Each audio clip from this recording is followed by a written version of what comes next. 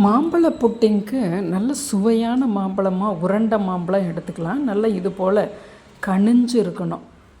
அப்போ தான் ருசி நல்லா என்ஹான்ஸ் பண்ணி கொடுக்கும்.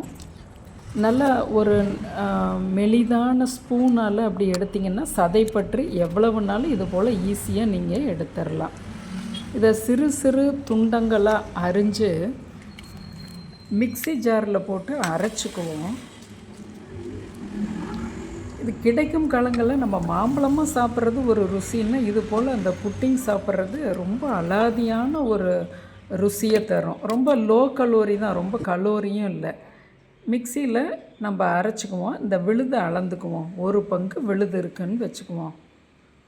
அதை ஒரு பாத்திரத்தில், அடுப்பில் ஏற்றுற பாத்திரத்தில் போட்டு அதுக்கு ஒரு பங்கு பால், நல்ல க்ரீமியான நல்ல பசும்பால் கூட நல்லாயிருக்கும்.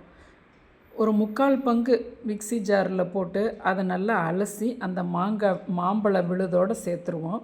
இப்போ 1/4 பங்கு நம்மளுக்கு கப்பில் பால் இருக்குது. இதில் மேங்கோ கஸ்டர்ட் பவுடர், கஸ்டர்ட் பவுடரில் வெண்ணிலா இருக்குது, எல்லா ஃப்ரூட்ஸ் பவுடரும் இருக்குது. நீங்கள் இதை வாங்கி வச்சுக்கிட்டிங்கன்னா அந்த மேனுஃபேக்சர் டேட்டை பார்த்து நீங்கள் பத்திரப்படுத்தி வச்சுக்கலாம், அடுத்தடுத்து செய்யலாம். இப்போ 1 கப்பு மாம்பழ விழுது இருந்தது இல்லையா, 3/4 கப்பு பாலை அந்த மாம்பழ விழுதோடு சேர்த்துட்டோம். 1/4 கப்பில் 1.5 டேபிள் ஸ்பூன் பெரிய ஸ்பூனில் இந்த கஸ்டர்ட் பவுடரை கலக்கிறோம். இது கஸ்டர்ட் பவுடருங்கிறது கார்ன்ஃப்ளவர் தான், பேஸ் கார்ன்ஃப்ளவர் தான். அவங்க கொஞ்சம் கலர் கொடுப்பாங்க, அந்த மேங்கோ எசன்ஸ் கொடுப்பாங்க. நீங்கள் எந்த ஃப்ரூட்டில் வேணாலும் அப்படி செய்யலாம். 1 பங்கு விழுதுக்கு 1/4 பங்கு சர்க்கரை போடணும். என்னது இப்போ அதில் அளக்க முடியாதுங்கிறதால 3 டேபிள் ஸ்பூன் சர்க்கரை போடுறேன். 1/4 பங்குங்கிறது 3 டேபிள் ஸ்பூன் வந்துடும். நல்லா இப்படி கலந்து கொடுக்குறோம். அடுப்பில் வச்சு சிறு அனலில் வைக்கிறோம். நான் இப்போ கொஞ்சம் நாக்கில் வச்சு பார்க்குறேன், கொஞ்சம் சுவை கம்மியாக இருக்குது. ஏன்னா அந்த மாம்பழம் கொஞ்சம் புளிப்பு சுவையாக இருக்கிறதால. இல்லாட்டி 1/4 பங்கு ரொம்ப சரியாக இருக்கும் சர்க்கரை. நல்லா மாம்பழ விழுது பபுள் வந்துடும் 5-6 நிமிஷத்தில். இப்போ அந்த கஸ்டர்டு அந்த கலவையை ஊற்றுறோம். இப்போ எல்லாமே ஒரு கொதி பிடிச்சி வருது. இது போதும், அந்த பச்சை வாடை போயிடும். நல்லா ஒரு 2 நிமிஷம் கொதியை ஒரு 2 நிமிஷம் விடுங்க.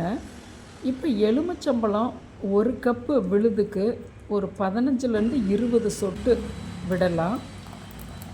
ஏன் விடுறோன்னா, சாப்பிடும்போது களித்தன்மை போல் இருக்காது.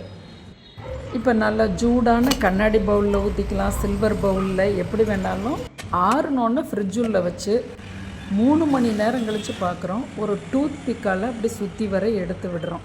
இது மேலே ஒரு தட்டை கமுத்து சின்ன சின்ன பவுலில் கூட நீங்கள் வச்சுக்கலாம். அப்படி அப்போ ஒவ்வொருத்தருக்கும் ஒவ்வொரு பவுல் சின்ன சின்ன கப்பு தந்துடலாம். நான் இதை வீடியோவுக்காக பெரிய பவுலில் ஊற்றுறேன். பாருங்கள், இது போல் சில்கியாக ஆடும். இது மேலே ஒரு டெக்கரேட் பண்ணுறதுக்காக நான் நவாப்பழத்தினுடைய ஒரு சதை பகுதியை அப்படி வைக்கிறேன். நல்லா இதை சாப்பிடும்போது ரொம்ப அட்டகாசமாக இருக்கும். மேங்கோ புட்டிங் ரொம்ப அருமையான ருசியாக இருக்கும். சிறுவர்கள்லேருந்து பெரியவங்க வரையிலுமே பிடிக்கும். ஏன்னா ஒரு நார்மலான சுகர் தான். பெரியவங்களுமே ஒரு 2 துண்டு சாப்பிட்லாம். இப்போது எனக்கு ஒரு 80s ஞாபகம். அப்போல்லாம் பிளாக் அண்ட் ஒயிட் டிவி தான் எல்லாத்து வீடுகள்லையும். அப்போ அந்த ஃப்ரிட்ஜுக்கு அட்வர்டைஸ்மெண்ட் பண்ணுவாங்க. இந்த புட்டிங்க ஃப்ரிட்ஜுலேருந்து எடுத்து அப்படி ஒரு லைட்டாக ஒரு ஆட்டம் ஆடும். அது எனக்கு எப்பயுமே இது செய்யும்போது அந்த ஞாபகம் மெமரி இருக்கும். நீங்களும் இதை இந்த மேங்கோ புட்டிங் செய்து பாருங்கள். ரொம்ப அட்டகாசமான சுவையோடு இருக்கும். நம் சேனலை சப்ஸ்கிரைப் பண்ணுங்கள், ஷேர் பண்ணுங்கள்.